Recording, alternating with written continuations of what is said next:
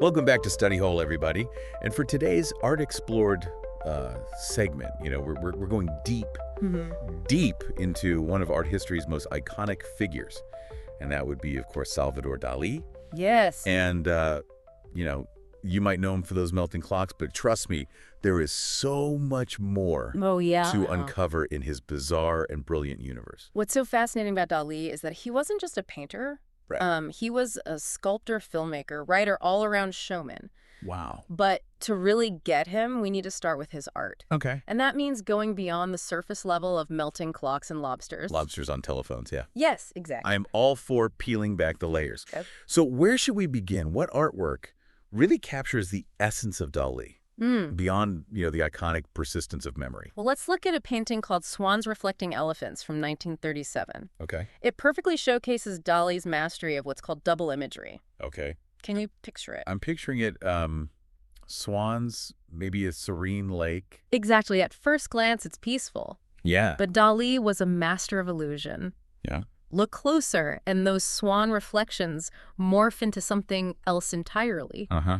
Elephants, their trunks raised like warnings. Oh, wow. It's this playful dance between reality and illusion that makes his work so captivating. It's like he's playing a visual game with us, Yes. challenging us to question what we see. Yes. It's almost like those optical illusions where you see one image and then suddenly it's something else entirely. Precisely. Yeah. And this playfulness is often juxtaposed with more unsettling themes. Okay. Take, for example, his recurring motif of elephants with these incredibly long, spindly legs. You see it in Swans Reflecting Elephants, and again in The Elephants from 1948. Okay, I'm seeing those skinny legs in my mind now. Yes. It's a strange contrast. Yeah. These massive creatures almost floating on air. Yeah.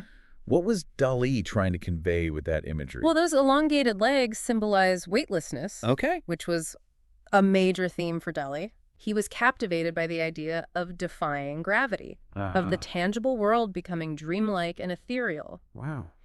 It's almost as if he's suggesting that even the most solid things in life can be fragile, fleeting, even surreal. That's pretty deep for some spindly elephant legs. Yeah. It makes you think about the symbolism in his other works, too. Like, what about those melting clocks in the persistence of memory? Right. Is there a deeper meaning there beyond just time being fluid? Absolutely. The persistence of memory is more than just melting clocks. Okay. It's a meditation on time itself. The distorted clocks represent the subjective nature of time, how it can feel warped and elastic in our memories and dreams. So it's not just about time literally melting away, Right. but about how we perceive it. Exactly. Yeah. Dalí was fascinated by the unconscious mind, by dreams and their symbolism. Okay. He believed that art could be a way to tap into these hidden realms. He even had a name for that, right? Yes. Something about paranoia and criticism. Yes, the paranoiac-critical method. It sounds intimidating. Yeah, a little bit. But it was essentially his way of accessing irrational thoughts and giving them a visual form in his art. Okay. He would deliberately induce paranoid states to tap into his subconscious and then translate those visions into paintings. So he's using his paranoia almost like a creative tool. Yes. That's wild. It might seem strange, but it worked for him. Yeah. Think of it like this. He's taking those fleeting images and bizarre thoughts we all have in our dreams and turning them into something tangible, something we can all see and interpret. Okay, that makes more sense. But to get to this point, to become the Salvador Dalí, we know there must have been some major influences in his early life. Oh, absolutely. Yeah. Dalí's early life was anything but ordinary. Right. Imagine growing up believing you were the reincarnation of your deceased older brother who was also named Salvador. Oh, talk about pressure. Yeah. No wonder he was drawn to themes of death, decay, and the passage of time. Yeah.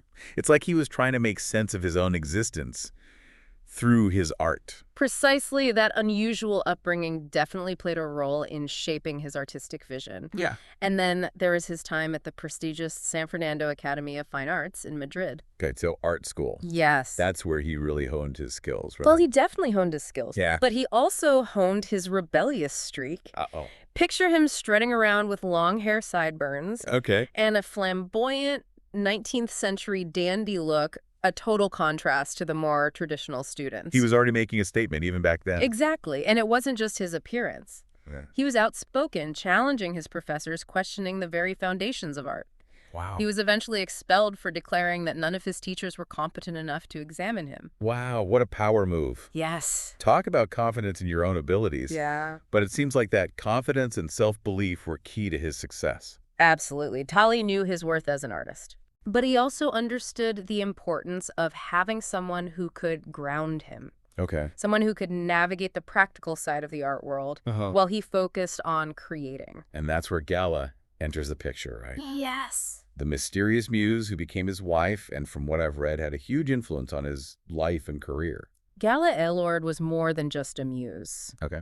She was Dalí's manager, confidante, and business partner. Oh, wow. Their relationship was unconventional, to say the least. Mm-hmm. She was married when they met, but their connection was undeniable. It sounds like she brought a sense of stability to his chaotic world. Exactly. She understood his genius and his eccentricities. Yeah. She helped him manage his affairs, promote his work, and navigate the often cutthroat art world. So she was the yin to his yang. Yeah. The practical mind behind the artistic whirlwind. You could say that their relationship was complex and fascinating. Yeah. And it undoubtedly shaped Dalí's artistic journey. It makes you wonder, though, how much of his public persona, the outrageous statements, the flamboyant mustache, was influenced by Gala.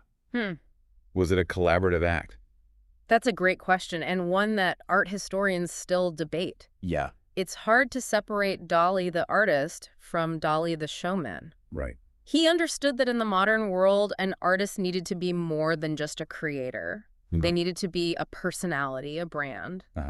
And he certainly mastered that aspect of the art world. So he was playing the game even while breaking all the rules. Yes. I guess that's part of what makes him so intriguing. He was constantly challenging our perceptions of what art could be, both in his work and in his life. Precisely. He was a master of blurring the lines between reality and illusion, between art and life. Right. And that's what we'll continue to explore as we delve deeper into his fascinating world. I can't wait to see where this deep dive takes us next. But before we move on, Okay. I'm curious to hear from you. What are your initial impressions of Dalí? What stands out to you the most so far? Well, I think one thing that really stands out is just the sheer audacity of his vision. Yeah. He wasn't afraid to push boundaries, to challenge convention, to explore the darkest corners of the human psyche. That's true. And he did it all with this incredible technical skill and a sense of humor that's often overlooked. Yeah, I think that's important. He was serious about his art, but he didn't take himself too seriously. Right. And I think that's part of what makes him so appealing. Well said. And on that note, we'll take a quick break and be back soon to explore even more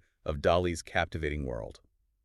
Picking up on that idea of Dalí as a showman, it's interesting to consider how he was both a product of his time and someone who completely transcended it. So you're saying he was influenced by the world around him, Yeah.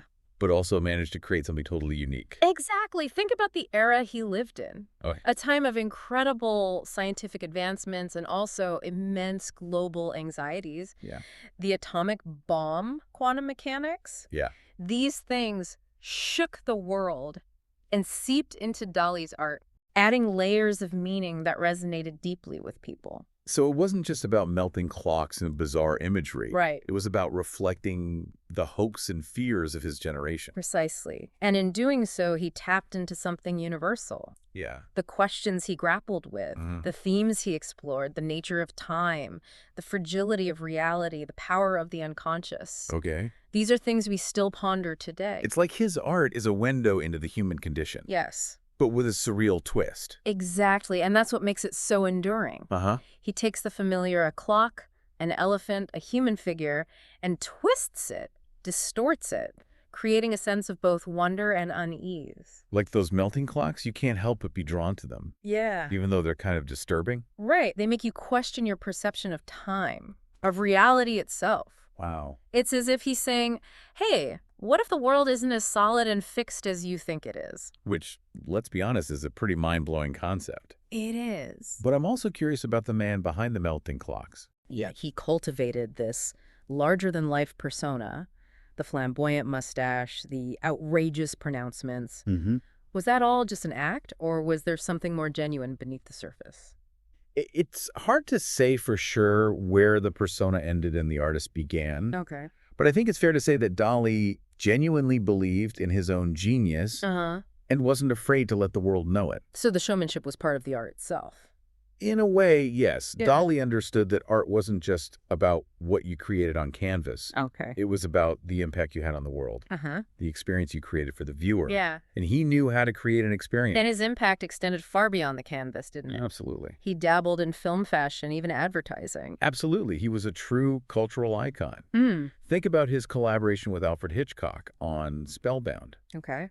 That dream sequence with its distorted perspectives and Freudian symbolism is pure Dalí. Wow. And then there's Destino, his collaboration with Disney, which was decades in the making.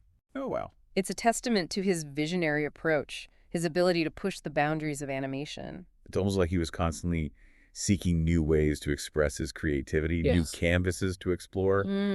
But for those who are just starting to delve into Dalí's world, where would you recommend they begin? Okay. What works really capture his essence? Well, The Persistence of Memory is a must-see. It's the iconic image of melting clocks. Yeah. A perfect introduction to his surreal world. Yeah. But don't stop there. Swans Reflecting Elephants is another masterpiece, showcasing his skill with double imagery. And if you're interested in his exploration of religious themes, check out The Sacrament of the Last Supper and Crucifixion, Corpus Hypercubus. Those titles alone sound pretty intense. They are, but they're also incredibly beautiful and thought-provoking. Okay. They show how Dalí was able to merge his faith with his surrealist vision. And let's not forget his sculptures, too. I mean, Venus de Milo was drawers. Who else would think of something like it? Right. It's classic Dalí taking a classical icon and transforming it into something unexpected and surreal. Okay, but I'm curious. Beyond the famous works, are there any hidden gems you'd recommend? Pieces that might not be as well known but still offer a glimpse into Dalí's genius? Oh, absolutely. One that comes to mind is the hallucinogenic Toreador. Okay. It's this massive canvas filled with visual illusions. At first, you might see a bullfighter, but as you look closer, you start to see the face of Venus emerge. That's cool. It's this interplay between perception and reality, this ability to see multiple layers of meaning within a single image. That makes Dalí so fascinating. It sounds like a visual puzzle challenging you to decipher its hidden messages. Exactly. And then there's the Madonna of Port Light, which blends religious themes with Dalí's surrealist style.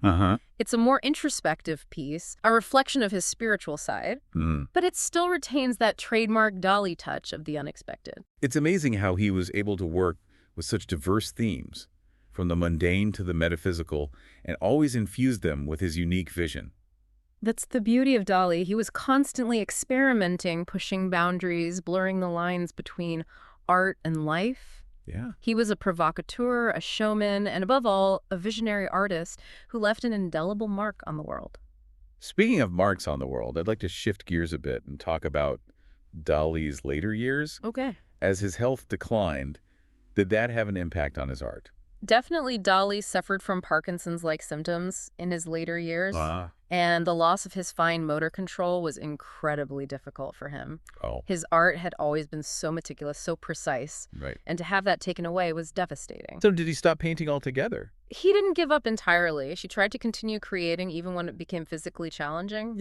His final works, though fewer in number, reflect a sense of vulnerability and a preoccupation with mortality that wasn't as prominent in his earlier work. It's almost like he was facing his own mortality on the canvas. Yes. There's a sense of introspection, a somber tone that wasn't always present in his earlier, more flamboyant works.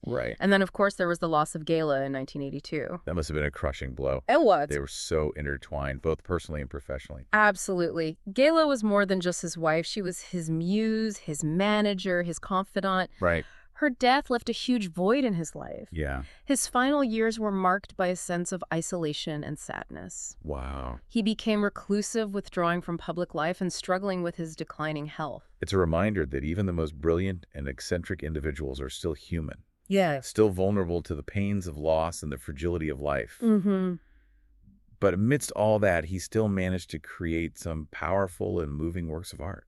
He did, and I think that speaks to the enduring power of his creative spirit.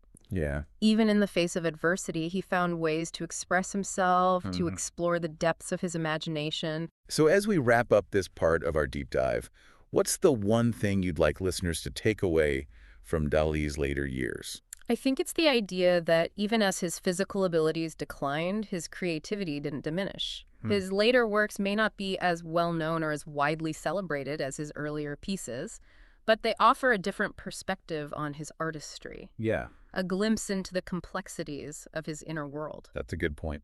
They remind us that art can be a source of solace and expression even in the face of life's greatest challenges. Welcome back to Study Hall Art Explorers. We're wrapping up our journey into the surreal and often perplexing world of Salvador Dalí. I have to say, I'm starting to see melting clocks everywhere I look now. I think that's a common side effect of a Dalí deep dive, but it's a good thing. It means his art is getting under your skin, making you question the everyday world around you. It definitely is. And speaking of questioning, I'm curious about Dalí's lasting legacy. We've talked about his impact on film and animation, but what about his influence on the art world itself? How did he shape the way other artists create and think? Dalí's influence is undeniable. He brought surrealism into the mainstream, making it accessible to a wider audience.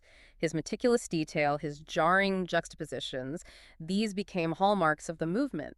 But he also transcended surrealism, paving the way for other art forms like pop art and even conceptual art. So he wasn't just a surrealist, he was an innovator who pushed the boundaries of what art could be. Exactly. He gave artists permission to be bold, to break the rules, to delve into the irrational, and to embrace the power of self-promotion. Dalí understood that being an artist wasn't just about creating art, it was about creating a persona, a brand. He was a master of self-promotion. Yeah. That's for sure. The flamboyant mustache, the outrageous pronouncements, he knew how to grab attention. Do you think that aspect of his persona influenced artists like Andy Warhol, who also became famous for his image as much as for his art? Absolutely. Dalí was a pioneer in blurring the lines between art and celebrity. He understood the power of media and spectacle, and that's something that continues to resonate with artists today. Think about the rise of social media, the importance of self-presentation. Dalí was ahead of his time in that regard. He was playing the game, but on a known terms, and it worked, but beyond the spectacle, what about his technical skill? Was that also influential? Definitely. His meticulous detail, his mastery of traditional painting techniques, those influenced countless artists. He was a student of the old masters, but he wasn't afraid to experiment, to push those techniques in new directions. He showed that you could be a skilled draftsman and a wild surrealist at the same time. It's like he was saying you don't have to choose between technique and imagination. You can have both. Now, I'm curious about his influence on contemporary art. Do you see any echoes of Dalí in the art being created today? Oh, without a doubt, his influence can be seen in everything from hyper-realistic sculpture to digital art and even performance art. The themes he explored, the subconscious dreams, the nature of reality, are still relevant today. And his willingness to push boundaries, to challenge conventions, that continues to inspire artists across disciplines. So even though he's been gone for decades, his spirit of innovation lives on. Absolutely. His Yeah. work is still being studied, analyzed, and reinterpreted. There are exhibitions of his art all over the world. His images continue to pop up in popular culture, and the Dalí Theater Museum in Figueres, Spain, is a testament to his enduring legacy. Speaking of the museum, it's a work of art in itself, isn't it? He designed it himself, right? Yes, he did. It's a surreal masterpiece, a labyrinth of bizarre sculptures, optical illusions, and dreamlike spaces. It's the perfect embodiment of Dalí's vision, a place where art and life intertwine and the boundaries of reality dissolve. It sounds like a must-see for any Dalí fan. It's a chance to step into his world, to experience his art firsthand, and to appreciate the sheer scope of his imagination. It definitely is. And it's a reminder that Dalí wasn't just about creating paintings or sculptures. He was about creating experiences that would challenge your perceptions and stay with you long after you left the museum. So as we wrap up our deep dives, I want to ask you, what do you think is Dalí's most enduring contribution to the art world? That's a great question. I think it's his ability to make us question everything. His art challenging our perceptions of reality, our assumptions about what art can be. He reminds us that the world is full of mystery and wonder that there's always more to discover beneath the surface. He encourages us to see the world with fresh eyes, to embrace the unexpected, and to never stop questioning. Exactly. And that, I think, is the most powerful legacy an artist can leave behind, to inspire curiosity, to ignite the imagination, and to encourage us to look at the world in a new light. Well said, and on that note, I want to thank you for guiding us through the fascinating world of Salvador Dalí. It's been a truly mind-bending experience. Well, that's been my pleasure. And to all our listeners out there, thank you for joining us on this deep dive into the art and life of Salvador Dalí. We hope you've enjoyed the journey as much as we have. Keep exploring, keep questioning, and keep those melting clocks in mind. You never know when they might inspire you to see the world in a whole new way.